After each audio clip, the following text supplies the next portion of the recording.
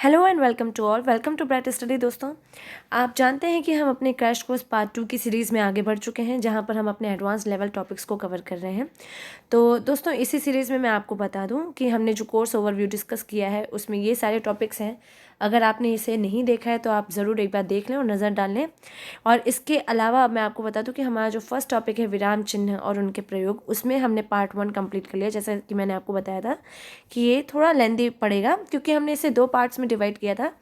तो एक छोटा सा ग्लिम्स मैं आपको दे दूं कि हमने पार्ट 1 में विराम चिन्ह में हमने ये जो 2 भेद जो हमारे थे बटे हुए, विराम चिन्ह का अर्थात मतलब ये है, आप जानते हैं कि जब हम सेंटेंस को विश्राम देते हैं, ठहराव देते हैं, आराम देते हैं, तो वहाँ पर हम विराम चिन्हों का प्रयोग करते हैं। हमने ये विराम चिन्ह के बारे में पढ़ा था।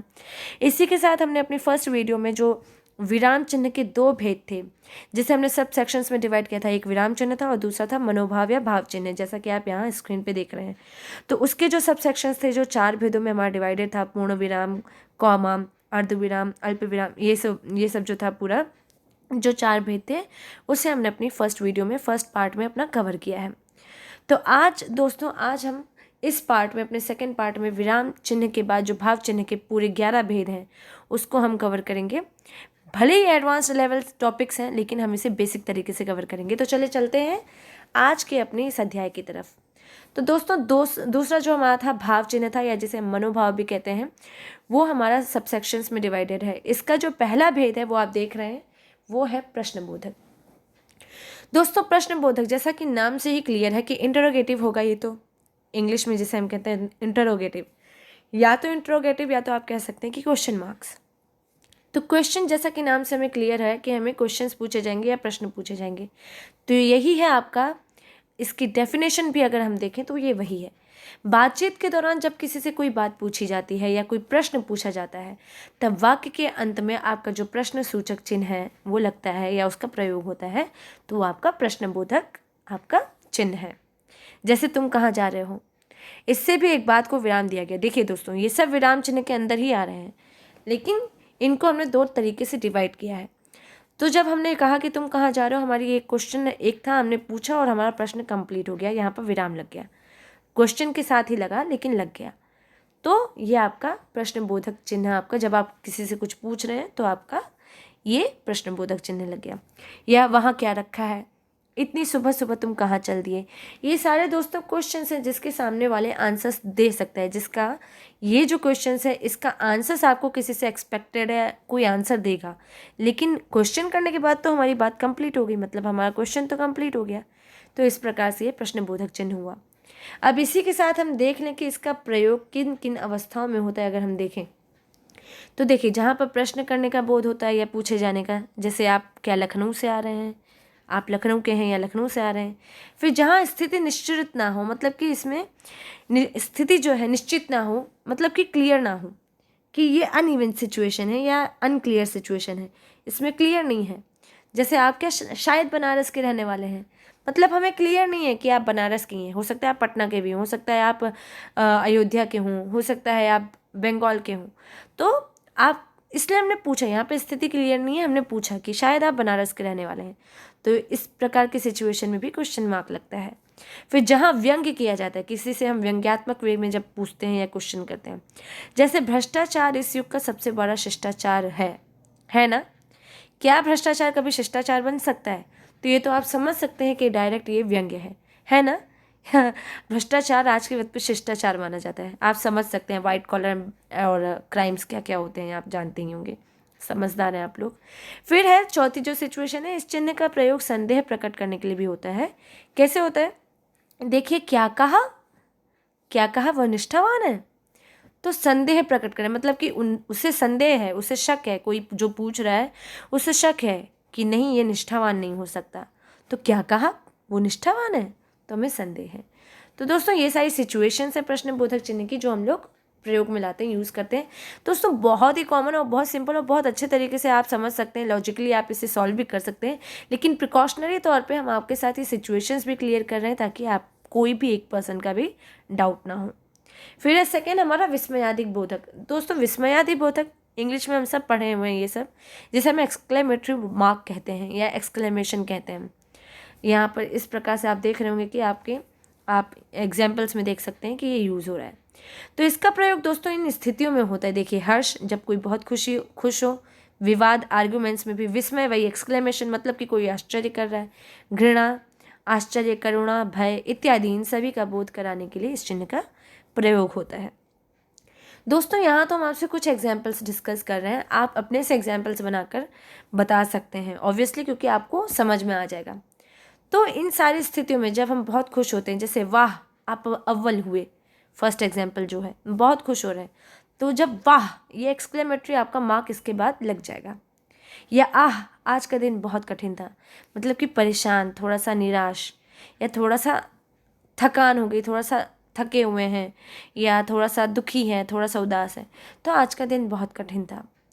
तुम्हारी जीत हो कर रही, शाबाश। देखिए, इसमें भी हम अपना हर्ष प्रकट कर रहे हैं या किसी को कॉन्ग्रेचुलेट कर रहे हैं। दोस्तों कॉन्ग्रेचुलेशंस में भी ये यूज़ में आता ही है। तो शाबाश इस टाइप के जो वर्ड्स हैं, या बेचारा किस्मत का मारा, तो इसमें करुणा भी आप बोल सकते हैं, किसी के लिए दया आ रही है, या फिर दुखी की बात है कि वो किस्मत का मारा हुआ है। तो ये सब जो सिचुएशंस हैं जो आपके सामने आ रही हैं, इन सारी स्थितियों में विस्मयादि बोधक जो चिन्ह होता है, या जिसे हम एक्सक्लेमेटरी मार्क कहते हैं, वो आपका यूज़ होता है। नेक्स्ट है दोस्तों निर्देशक चिन्ह। अब दोस्तों जैसा कि आपको नाम से इसमें स्पष्ट हो रहा होगा कि निर्देशक किसे हम कह रहे हैं, कि जब कोई निर्देश दिया जाता है, क्लियरली हमें समझ में आता है, पता चलता है कि हम यहाँ निर्देश दे रहे हैं।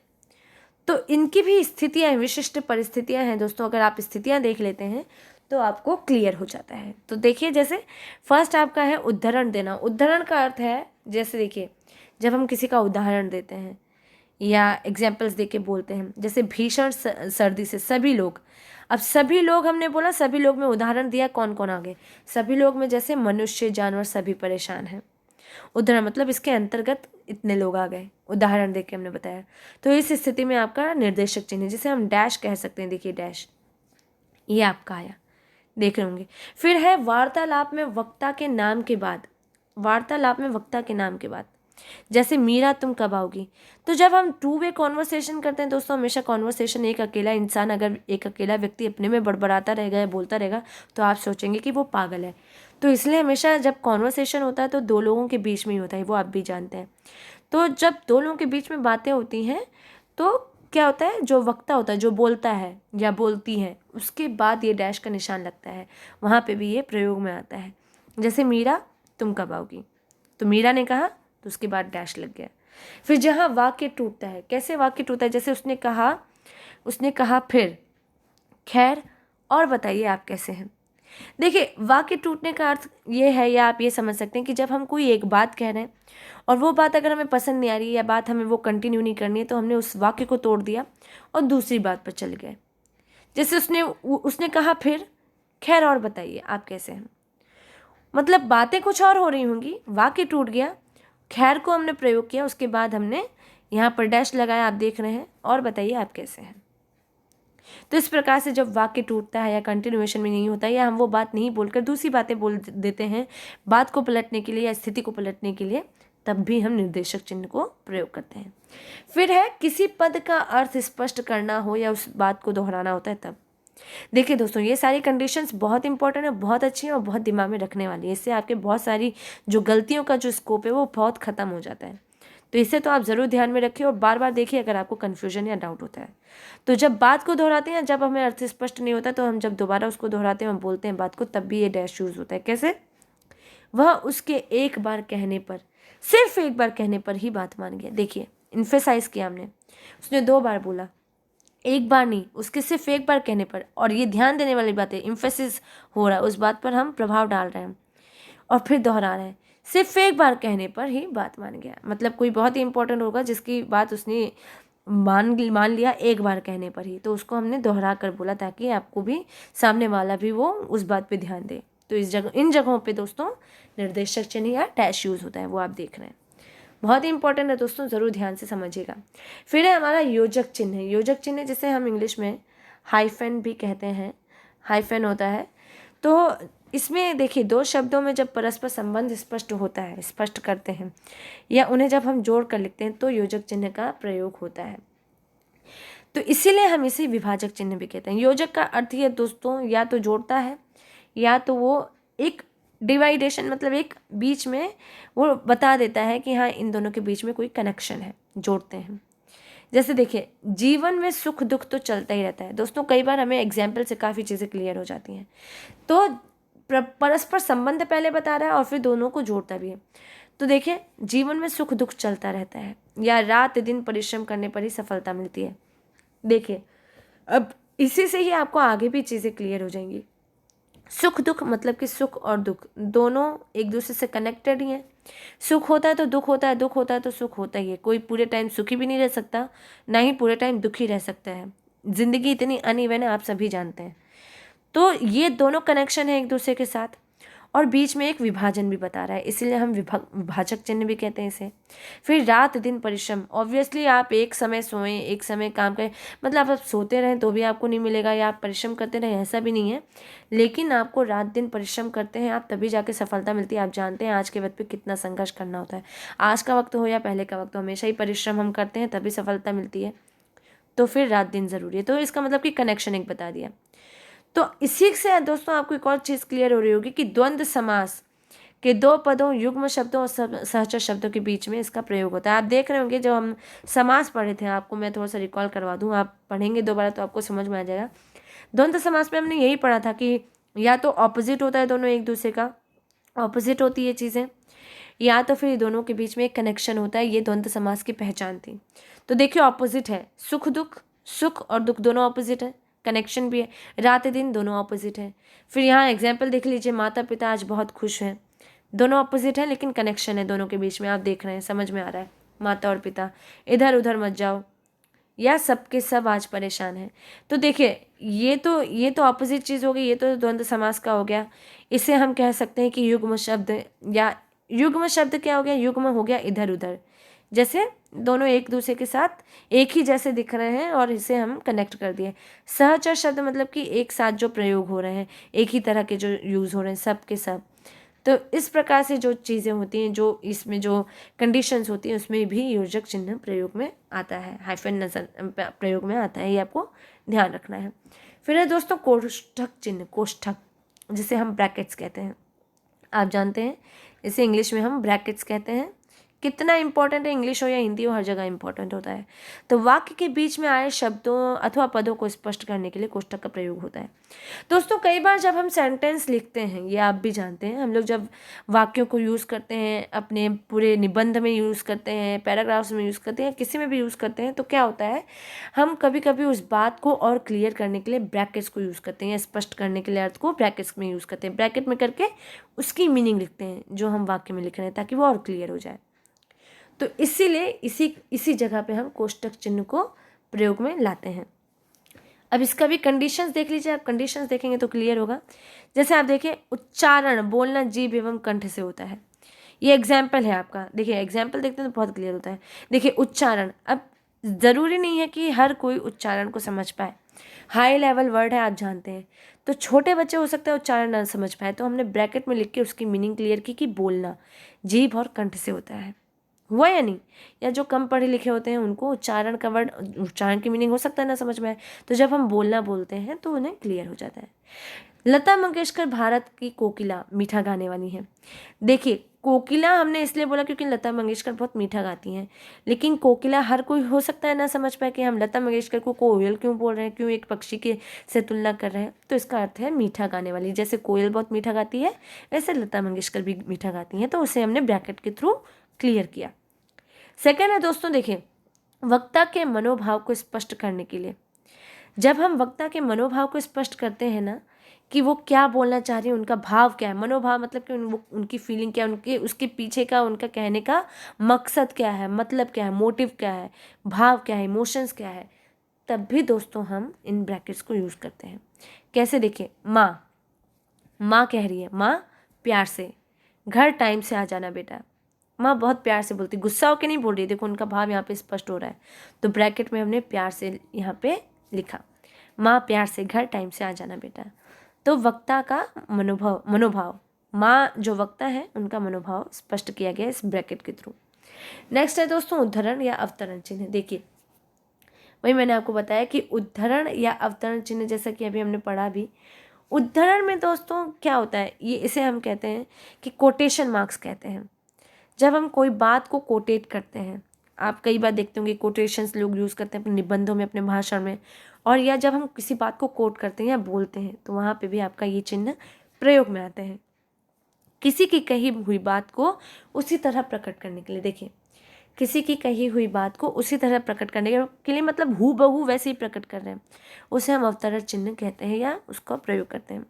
दोस्तों, कई बार जब आप अपने एग्जाम्स देते हैं या चीज़ों को, आंसर्स को लिखते हैं, तो उसे प्रभावी बनाने के लिए किसी की कही हुई बात को कोटेट करके आप अपने पेपर में लिखते हैं। जैसे कई बार मैंने भी किया है, जब आप एग्जाम्स देते हैं, बीएड का पेपर या कोई भी हाई फाई पेपर या यूपीएससी या पीएससी का पेपर्स देते हैं, तो और अच्छा बनाने के लिए आप कोटेशंस को क्या करते हैं, अपने आंसर शीट्स में या अपने आंसर्स में यूज़ करते हैं। तो जब आप किसी की कही हुई बात को या कोटेशन मार्क को जब उपयोग में लाते हैं, जैसे महात्मा गांधी की बात हमने बोल दी कि शिक्षा बहुत ही अनिवार्य है, तो ये उन्होंने ये बात कही है, तो हमें हूबहू अपने मन से कोई वर्ड नहीं लिखना है, या किसी ने कोई डेफिनेशन दी है, अल्बर्ट आइंस्टीन ने कुछ कहा है, हॉब्स ने कुछ कहा है, किसी ने कुछ कहा है, तो उनकी जो कही हुई बात है हूबहू हमें अपनी आंसर शीट में या अपने पेपर में लिखनी है। जब हम वो ऐसा करते हैं, जब हम वो लिखते हैं, तो इस हम कह सकते हैं कि इन कोटेशन मार्क्स को या इन्वर्टेड कॉमास को हम यूज़ करते हैं। जैसे राम ने कहा, श्री राम जी कह रहे हैं, मर्यादा पुरुषोत्तम श्री राम जी कह रहे हैं, सत्य बोलना सबसे बड़ा धर्म है। उन्होंने ऐसा कहा है, तो हम इसमें अपना कोई अलग से वर्ड नहीं यूज़ कर सकते कि सत्य, बहुत ज़्यादा सत्य बोलना सबसे बड़ा धर्म है, इस तरह से करेंगे तो वो गलत हो जाएगा।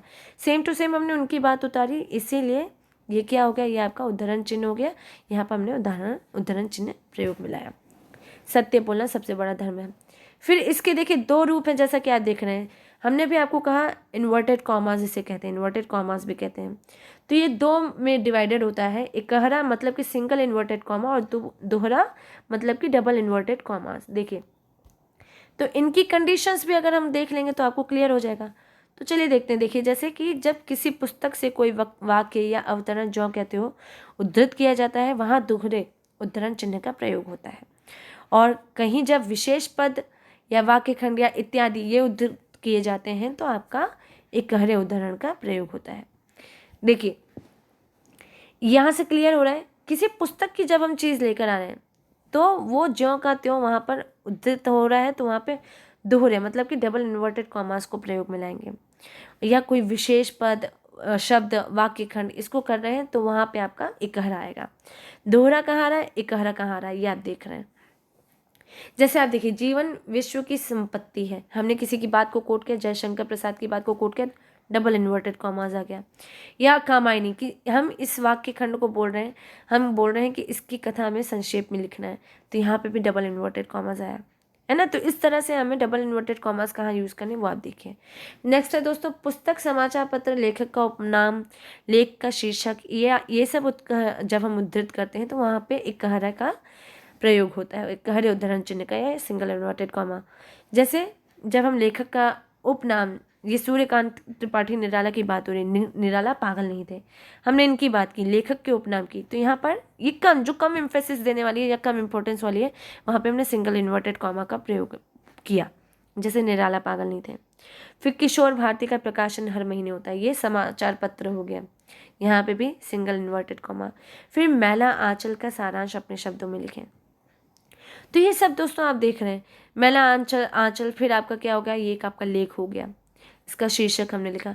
तो जो कम इम्पोर्टेंस वाली चीज़ें हैं या कम जिसे हम एम्फेसाइज कर रहे हैं, या इन सारी जो कैटेगरीज में आ रहा है, वहाँ पे हम सिंगल इन्वर्टेड कॉमास को प्रयोग में ला रहे हैं।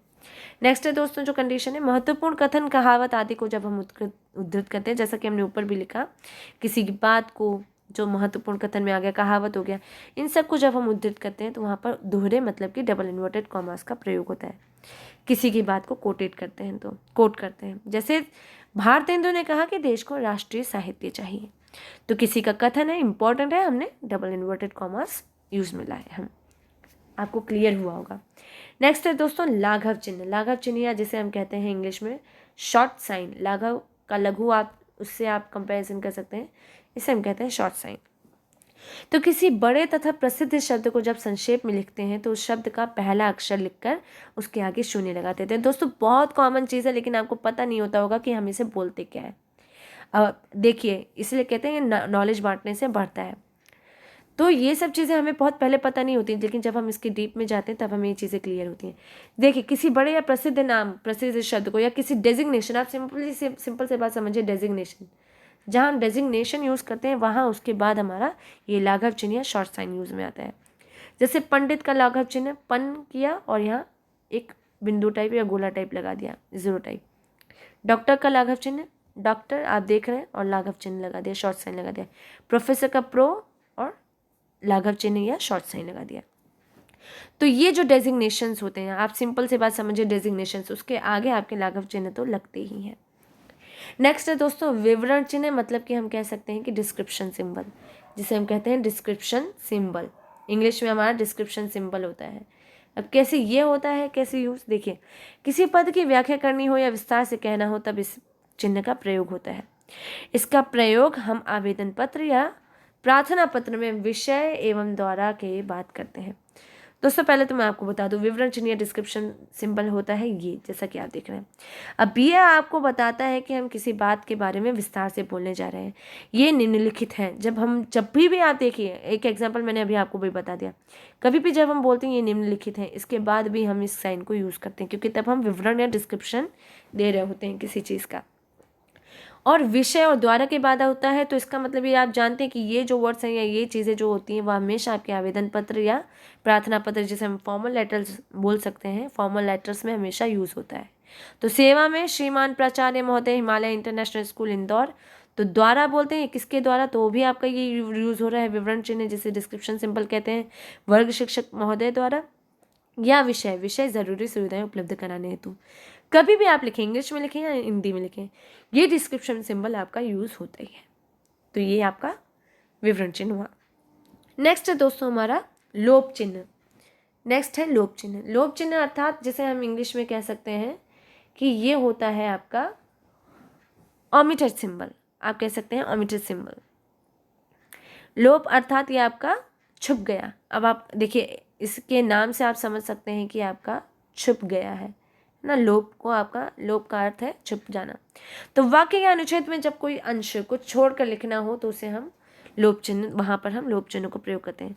दोस्तों जैसे अभी मैंने आपको ऊपर बोला कि जब हम कोई बात नहीं कहना चाहते या कुछ अंश छोड़कर बोलते हैं कि मतलब सामने वाला समझदार है, वो समझ जाएगा, तो हमने अपनी पूरी बात नहीं कही, तो हमने कुछ अंश छोड़ दिया, पूरी बात ना कहकर हमने कुछ अंश छोड़ दिया, पूरी बात नहीं कही, तो वहाँ पर आपका लोप चिन्ह प्रयोगों में आता है। जैसे कि ये इस तरह से आपका बिंदु बिंदु करके ये डॉट्स आते हैं। जैसे गांधी जी ने कहा परीक्षा की घड़ी आ गई है, हम करेंगे या मरेंगे।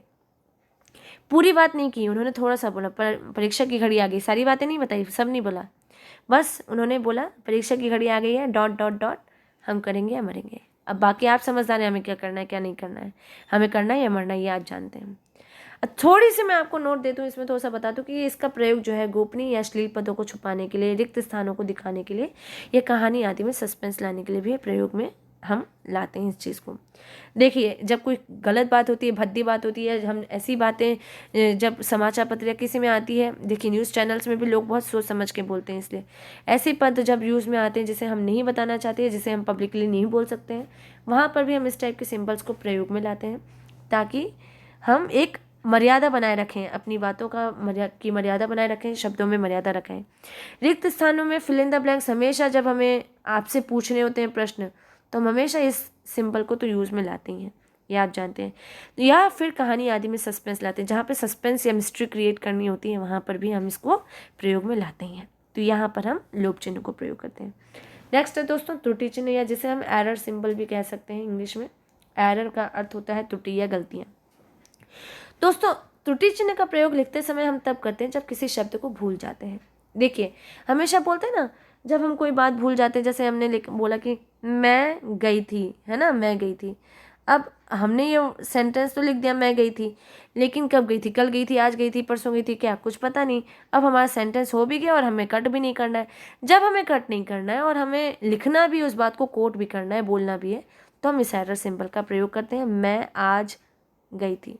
ये मैंने आपको एक एग्जांपल देके अभी का अभी बता दिया, हालांकि हमारे एग्जांपल्स ऑलरेडी यहाँ पे हैं, लेकिन मैंने आपको यहाँ पर लाइव होकर आपको प्रेजेंट कर दिया, बता दिया कि कब हम यूज़ करते हैं।